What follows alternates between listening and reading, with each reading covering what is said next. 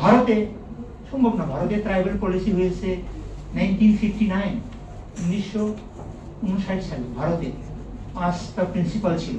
আপনারা দেখবেন UN ডেভার commission হয়েছিল জওহরলাল নেহরুর সময়। তো নেহরুর আমলে যদি ভারতের ট্রাইবাল পলিসি হয় এবং আদিবাসীদের জমি আদিবাসীদের থাকবে বলা হয়, তাদের সংস্কৃতি রক্ষা করতে হবে বলা হয়, তাদেরকে এমনভাবে শাসন করতে হবে যাতে তাদের নিজস্ব জীবনধারা সামাজিক মূল্যবোধ ক্ষতিগ্রস্ত না হয়, আমরা কেন করছি না? তো আমরা তো একই রাস্তায় ছিলাম আপনার 47-এর আগে।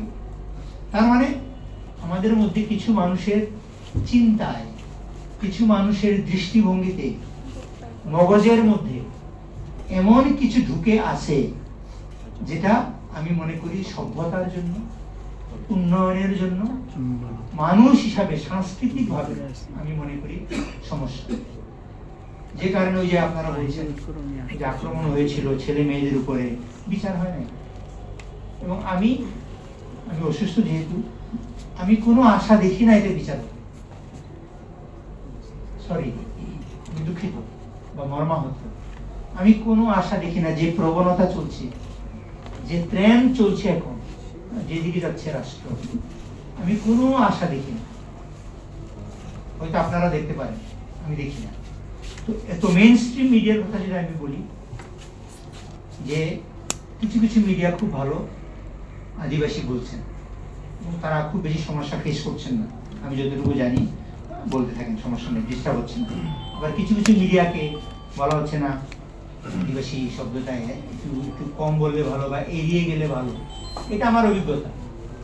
তো কারা বলে এটা?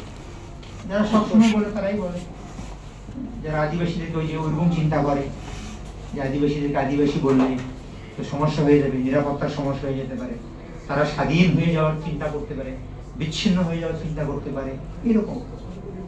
তো মিডিয়া আমি মনে করি অত্যন্ত শক্তিশালী এবং গুরুত্বপূর্ণ ভূমিকা পালন করতে পারে এবং করা উচিত। জাতিসংঘের ঘোষণাপত্রের কথা বলেছেন, ওখানে একটা বড় ধারা আছে যে indigenous peoples have the right to establish their own media in their own language।